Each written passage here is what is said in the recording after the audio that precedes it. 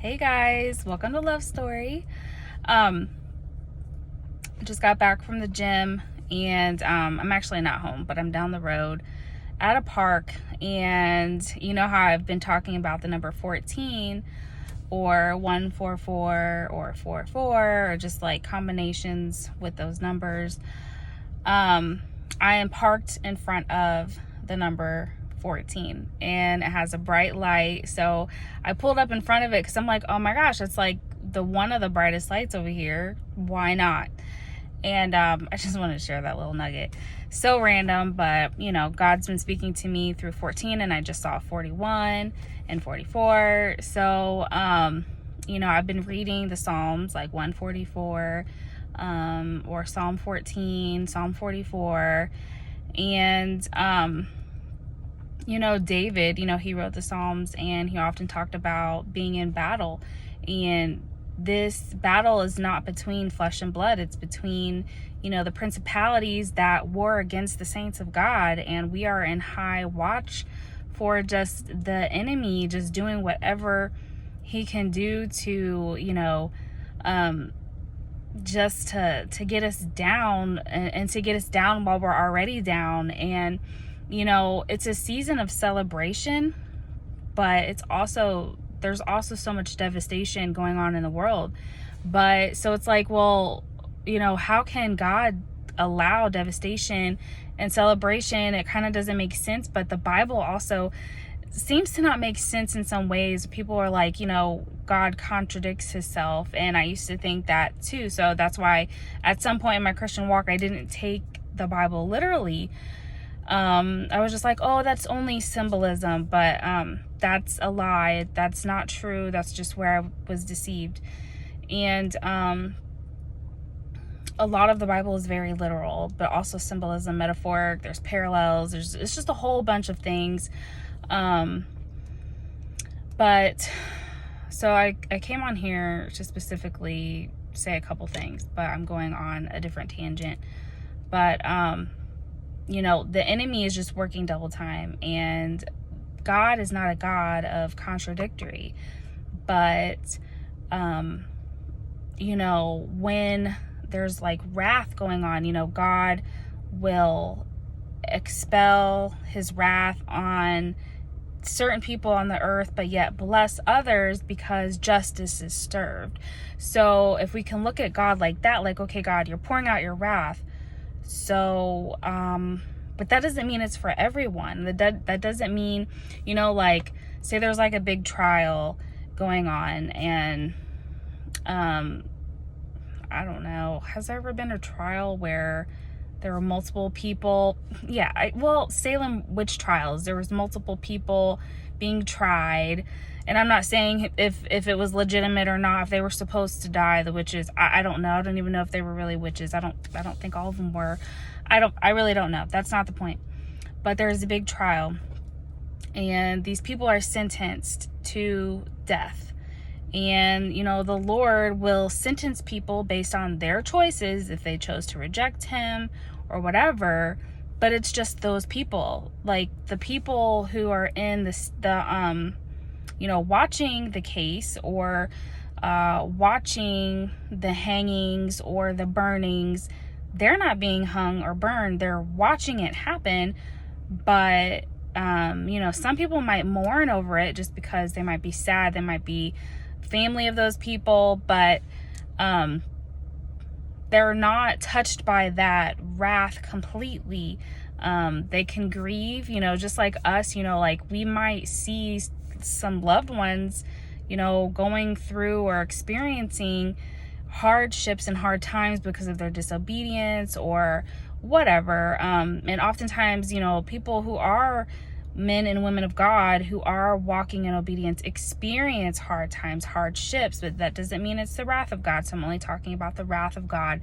But I'm just saying that, you know, in those trials where someone is sentenced to death, you know, those people are sentenced, and everybody else who was affected by it negatively, like say, for instance, just for an example, if a witch casted a spell on a few people, you know, in the community, and it caused those people to get sick and die. Like, say they were children and there were spells cast on those kids because those witches didn't like their parents and they wanted those kids to die, to hurt the parents. Like, if those witches are taken to trial and killed and burned, then justice is served.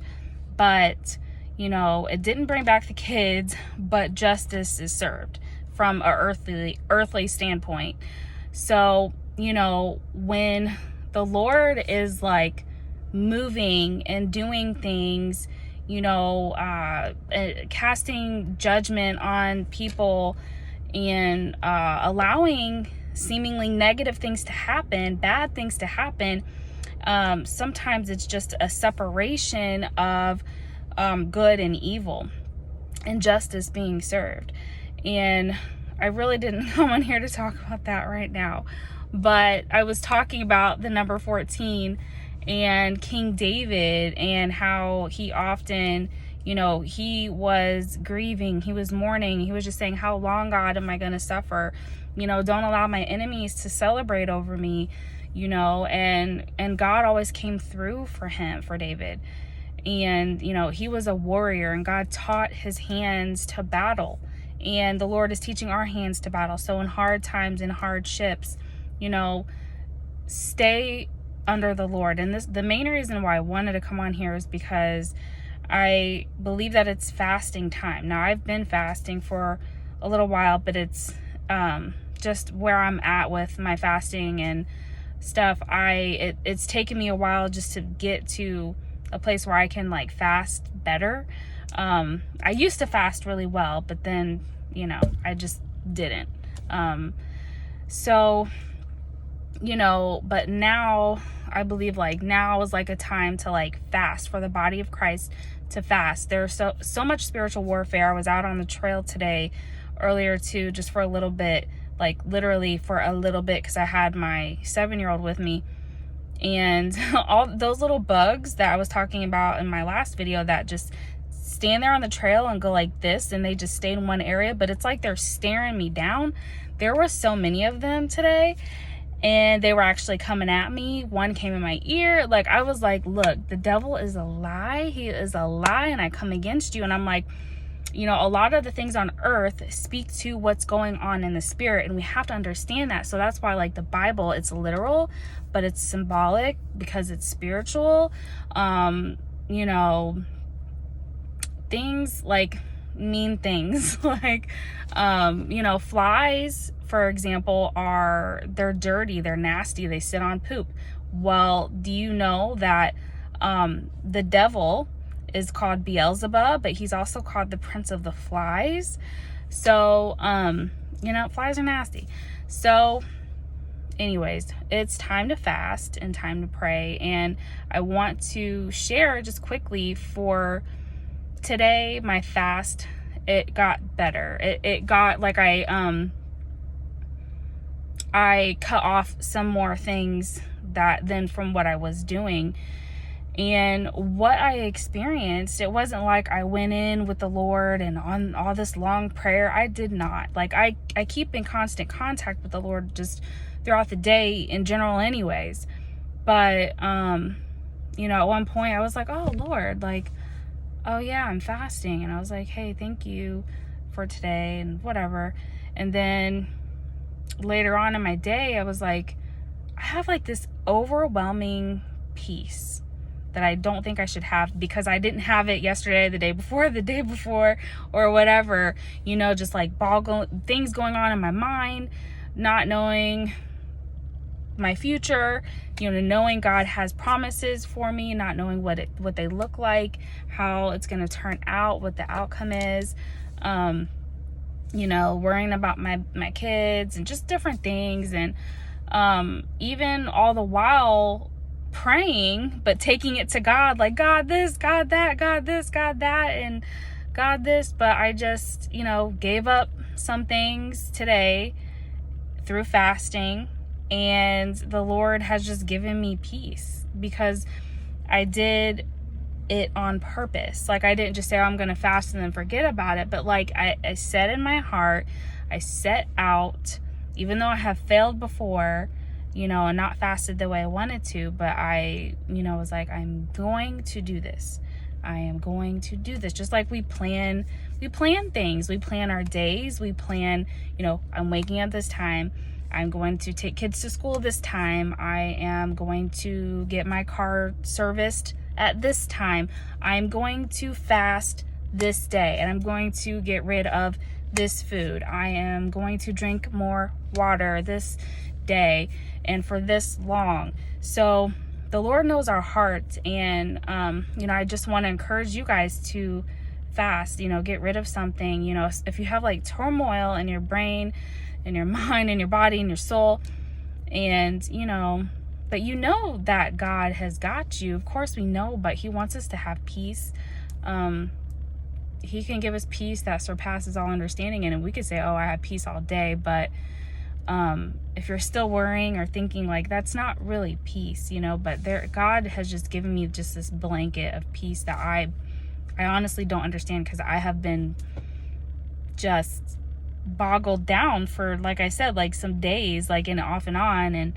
But fasting, clearly we want to be closer to the Lord, and we want him to reveal things to us, but he can also just give us peace. He can give us joy in those valley times, even though the Lord might be parting your Red Sea, creating a way for you to escape from bondage, from slavery, from whatever, mess you've been in, or if you're in the valley, if you're in the ravine, if you're in the quarry, whatever you want to call it, like Abigail was, and like David was, and in 1 Samuel, they're in a desperate place. Abigail was desperate. She was desperate because her house was about to be taken over by warriors. Like, she was about to die, and she's like desperate for help or for mercy. And so, if you're in that valley where you just need the Lord's mercy, like, God, what are you doing? I know you have these promises for me, and I just need you with me. Just, I encourage you to fast, and I believe that the body of Christ needs to fast. There's so much going on, and just sacrifice something, and God will see that, and he will move. Like, just your willing heart to sacrifice. It's not, you don't have to do any magical things behind it. Just set in your heart that you want to do it, and just do it. Take away one thing. If it's dessert, take away dessert. If it's juice, take away juice. One step at a time. All right, guys, God bless you. I'm gonna go hang out with my son before he goes to bed. Spend some little bit of time with him, and God bless you guys.